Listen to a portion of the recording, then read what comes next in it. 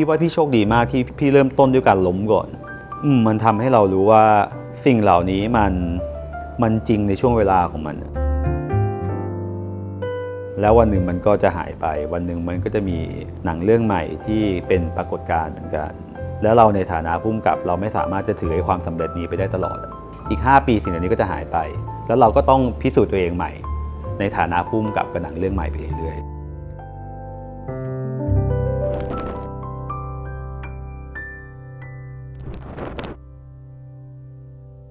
สวัสดีครับผมชื่อบาส ณัฐวุฒิ ภูลพิทยานะครับเป็นผู้กำกับภาพยนตร์เรื่อง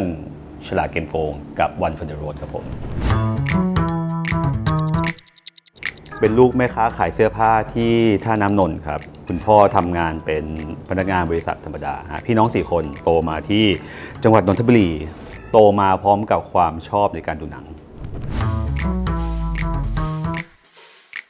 ให้โลกใบใหม่ที่เราไม่นึกว่ามันมีโลกใบนี้อยู่นอกเหนือจากสเปซบริเวณท่าน้ำนนท์ที่เราอยู่มาตั้งแต่เด็กตอนแรกเราก็ดูหนังเพื่อ get away ดูหนังเพื่อความบันเทิงซึ่งมันก็ได้ความรู้สึกเหล่านั้นเต็มที่แหละจนถึงจุดหนึ่งก็ได้มาดูหนังที่มันเริ่มเป็นที่ชื่นชอบของนักวิจารณ์เริ่มค้นพบศาสตร์ที่มันมากกว่าแค่ entertainment อย่างเดียว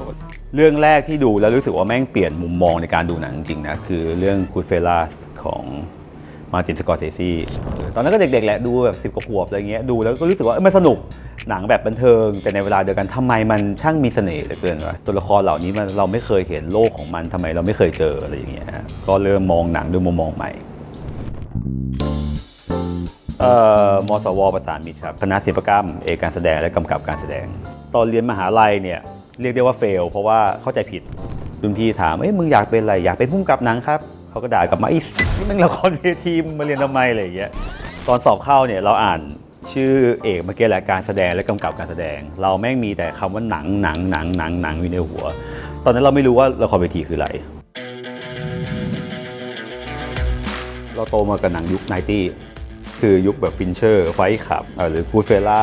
แดนนี่บอยเชนสปอร์ติ้งซึ่งเต็มไปด้วยความหวือหวาแต่ละครเวทีสอนให้เรามองข้ามสิ่งเหล่านั้นหมดเลยสอนให้เราอยู่กับมนุษย์แล้วหลังจากนั้นมันทำให้เราเริ่มสนใจหนังที่มันเป็นมนุษย์มากขึ้นเรียนจบแล้วเข้าวงการโฆษณาก่อนด้วยการทำอาชีพผู้ช่วยผู้กำกับล็อตแรกทำอยู่3 ปีเราเริ่ม question ตัวเองว่าสุดท้ายแล้วเราก็ยังอยากทำหนังก็เลยยูเทิร์นกลับไปแล้วก็เริ่มหาโอกาสในการจะไปเรียนต่อแต่ว่าพอไปถึงปุ๊บก็ค้นพบกับความจริงที่น่าเจ็บปวดคือค่าเรียนแพงมากเหมือนตอนไปแม่งมีความแบบซื่อบื้อและอ่อนต่อโลกในระดับหนึ่งว่าเดี๋ยวไปถึงเดี๋ยวแม่งก็ไปทำงานเก็บตังค์ก็เห็นก็ทำกันอะไรอย่างเงี้ยแต่ปรากฏว่าพอลองไปทำกันบ้านจริงๆอ่ะต้องสอบโทเฟลสกอร์ค่าเทอมโคลัมเบีย NYU แม่งเทอมละ 6-7 หมื่นไม่รวมค่าอุปกรณ์ 6-7 หมื่นเหรียญนะก็เลยแบบหรือไปเรียนแบบพวกแบบซิตี้คอลเลจก็ยังแพงอยู่ดีเราไปเราไม่มีตังค์ไม่ได้ขอเงินที่บ้านไปก็ต้องไปทำงานร้านอาหารเพื่อหาเงินเลี้ยงชีพอะไรเงี้ยมันเลยกลายเป็นแบบคอมบิเนชันของการใช้ชีวิตและการพยายามวิ่งตามความฝันที่สุดท้ายแล้วมันอาจจะยากไปสำหรับเราในช่วงเวลานั้นอะไรเงี้ยสุดท้ายเลยไม่ได้เรียน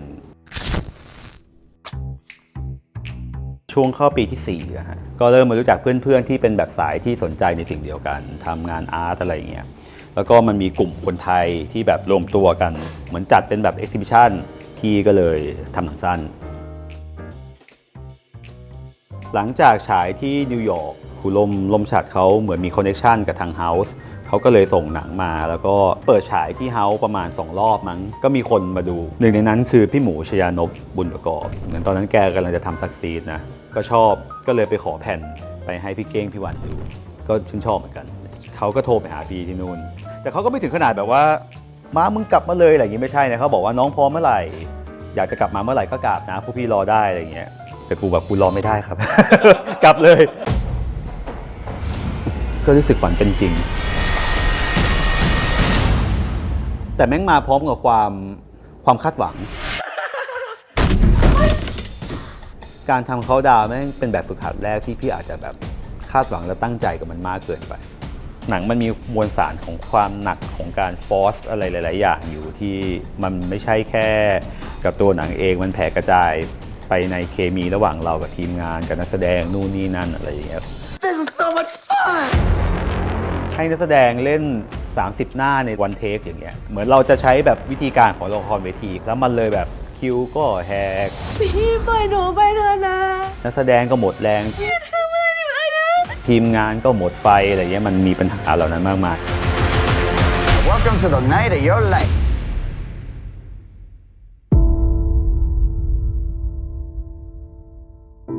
มันผิดหวังในตัวเองกลับมานั่งทบทวนใหม่ว่าจากที่เราเคยคาดหวังว่าหนังฉายไปแล้วเราจะซักเซสมันจะเป็นใบเบิกทางให้เราไปทำงานมันจะมีหนังเรื่องใหม่เข้ามาอย่างเงี้ยในความรู้สึกเรามันหายไปในพริบตาพี่เก้งบอกว่าเอาจริงๆบาสคำว่าแบบผู้กำกับเนี่ยแม่งห่างกันแค่คำว่าแบบกอดกับด็อกอะและสุดท้าย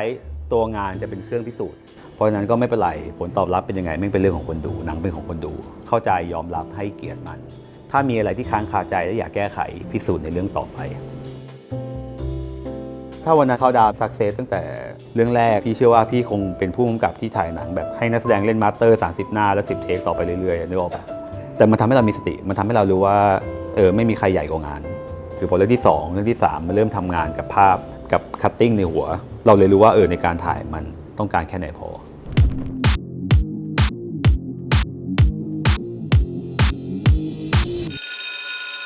ทุกคนเริ่มทำข้อสอบได้ครับมันเป็นตัวพี่เองเกือบทั้งหมดเลยนะเพราะจริงๆสิ่งที่พี่เก้งกับพี่วันโยนมาให้มันเป็นแค่คอนเซปต์เรื่องการโกงข้อสอบด้วยไทม์โซน Oh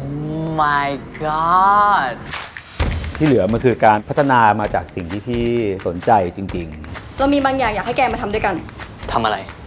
ทำข้อสอบทำข้อสอบหรือโกงข้อสอบโกแรกนะใหญ่สุดอย่าทำให้หนังเขาเจ๊งโกที่2นั่นหมายความว่าแม่งตามมาที่ทำยังไงให้หนังคอนเนคกับคนดูได้มากที่สุดโกที่3คือทำยังไงให้หนังคอนเนคกับคนดูซึ่งคือหนังบันเทิงโดยที่เรายังสามารถพูดแมสเสจที่เรารู้สึกว่าเราสนใจและมันมีน้ำหนักในชีวิตได้อยู่แต่แกเห็นหรือยังว่าถึงแม้ว่าแกจะไม่ได้โกงเนี่ยชีวิตแม่งก็เหมือนจะโกงแกอยู่ดี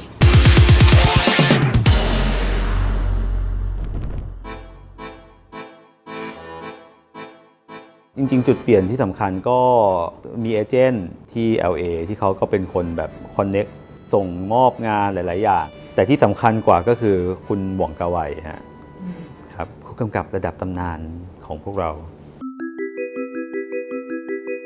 โตมากับชุงกิงเอ็กเพรสแล้วโตมากับ Fallen Angel แค่ได้ยินชื่อเขาแค่ได้ยินว่าเขาสนใจในตัวเราก็แบบฝันที่เป็นจริงมากแล้วก็กระโจนใส่โอกาสเลยไม่ต้องคิดมาก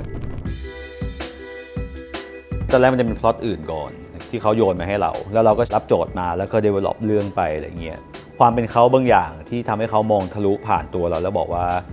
คุณไม่ได้เชื่อในสตอรี่เนี่ยงั้นอย่าไปทำพอคว้ามโปรเจกต์นั้นไปแล้วปุ๊บมันเกิดเซสชั่นของการที่พี่กับพี่หว่องต้องปิดห้องประชุมกันแล้วก็ค้นหากันว่าเรื่องอะไรที่พี่เชื่อ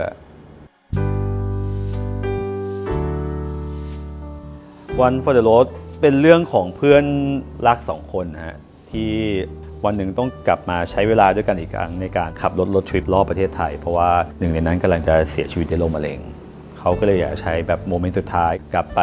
หาแฟนเก่าทั้งหมดในชีวิตเพื่อที่จะได้พูดขอโทษได้พูดขอบคุณแล้วก็ได้ล่ำลาเป็นครั้งสุดท้ายหมายถึงว่าช่องของหนังมันก็เป็นแพคเกจจิ้งเลยนะสุดท้ายมันก็คือสตอรี่คือตัวละครคือคอนเทนต์ที่เราจะเล่าแหละตอนนั้นพี่ก็ไม่รู้หรอกว่าสิ่งที่เราเล่ามันจะสดใหม่ไหมเราแค่เชื่อมันพี่ไม่มีปัญหาในการที่จะต้องดูหนังที่เล่าด้วยท่าทีเดิมๆขอแค่ถ้าคนทำเขาเล่าแล้วเรารู้สึกแล้วเราเข้าใจหนังดีของพี่ไม่จำเป็นจะต้องแบบเป็นหนังที่ยูนิคและไม่เหมือนคนอื่นตลอดเวลามันเป็นรสชาติเดิมๆได้มันเป็นอาหารจานเดิมได้แต่ถ้าปรุงอย่างพิถีพิถันแล้วเข้าใจพี่ว่าโอเค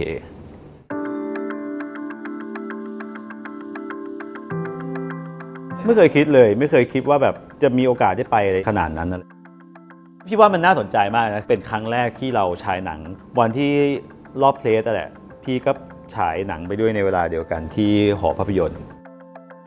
แค่ก่อนหนังจะจบแล้วพี่ปวดฉี่แล้วพี่เดินออกมาฉี่แค่ช่วงเวลาแค่2 ชั่วโมงที่หายไปในโรงหนังคะแนนRottenแม่งขึ้นมาแบบ แล้วแต่ละคนมันคือแบบในวิจารณ์ตัวท็อปต่อให้เขาจะด่าหนังเราก็ตามนะเพราะมันเป็นสิ่งที่เราต้องยอมรับคือทุกคำวิจารณ์แม่งทำให้เราได้เรียนรู้หมดเลยนะ แล้วสุดท้ายแม่งก็ move on ไปเรื่องต่อไปคือคำว่าเจ็บในระดับแบบเหมือนตอนเขาดาวอะไรอย่างเงี้ยมันไม่ได้เกิดขึ้นกับพี่อีกแล้ววะ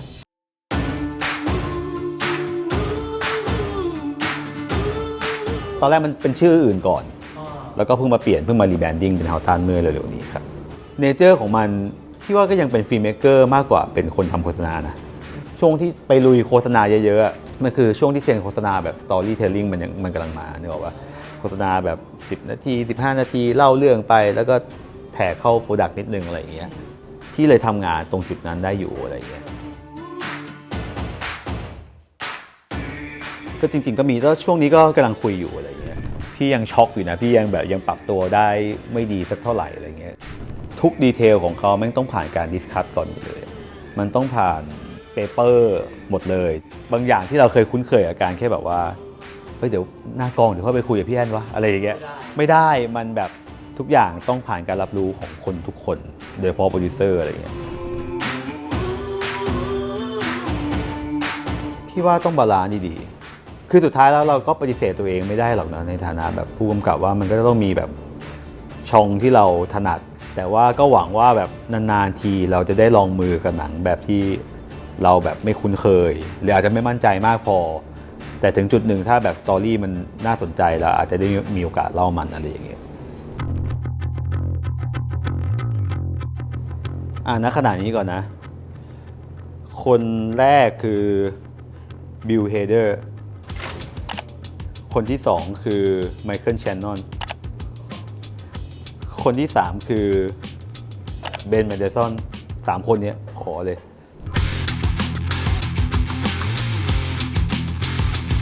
ผมจะว่าผมเกิดมาเพื่อฆ่าแซก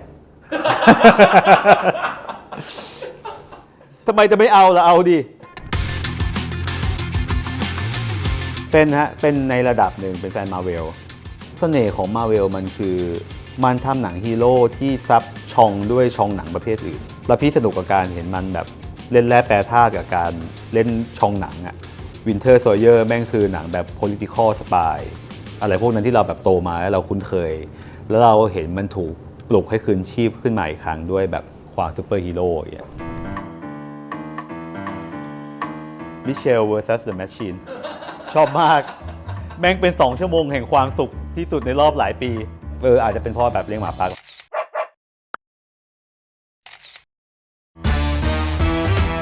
ไปแต่ตัวหนังมันก็สนุกมากๆอยู่แล้วนะจังหวะจากโคนแบบมุกมันอะไรอย่างเงี้ย Is that a dog or dog pig dog pig dog pig pig loaf of bread system error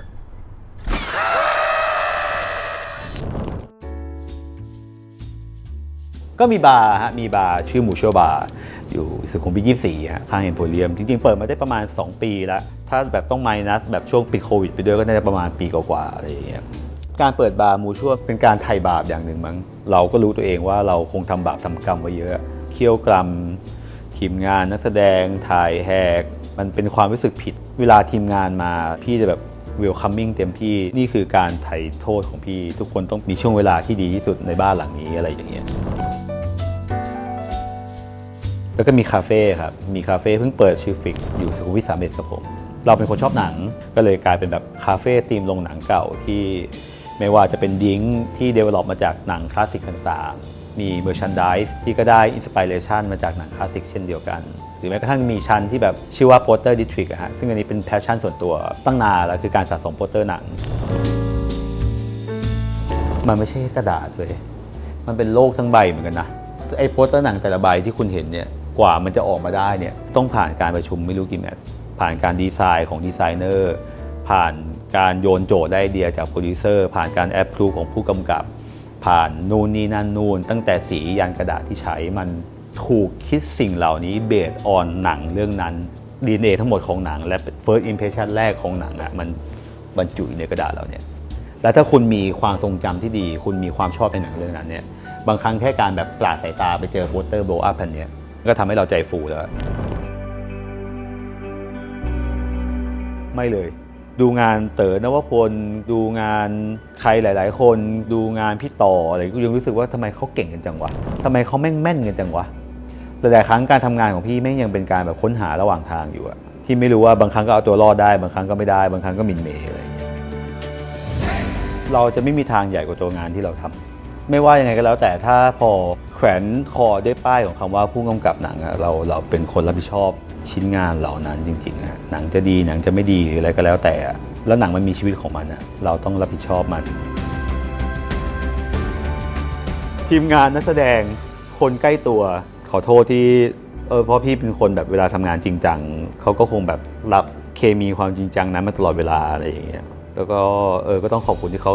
ทีมงานหลายๆคนที่แบบพี่ทำงานด้วยกันมาเป็นแบบ10 ปีอย่างเงี้ยแล้วทุกวันนี้เขายังอยู่อะไรอย่างเงี้ยขอบคุณที่เขาแบบเข้าใจแล้วก็สู้ไปด้วยกัน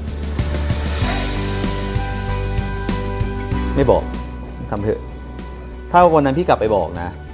พี่อาจจะไม่เป็นอย่างนี้ก็ได้นะทุกวันนี้ไม่บอกก็ทำไปก็ลองไปเดี๋ยวก็รู้เอง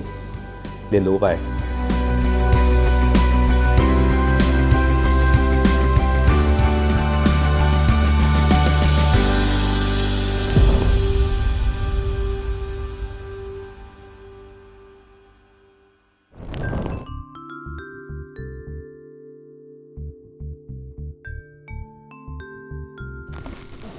แล้วก็พิมพ์ชอชิงเลย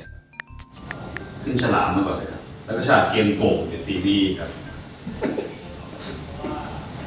ฉลาดเกมโก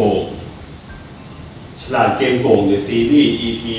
1ฉลาดหาหุ้นฉลาดแก้มโป้งหนังเต็มเรื่องจ้าลองพิมพ์ไปดูนี่ฉลาดแก้มโป้งสปอยฉลาดแก้มโกงทำไมไม่ไปดูหนังเองเนี่ยฟิกมีนะฮะถ้าใครสนใจได้ครับหนังเรื่องฉลาดเกมโกง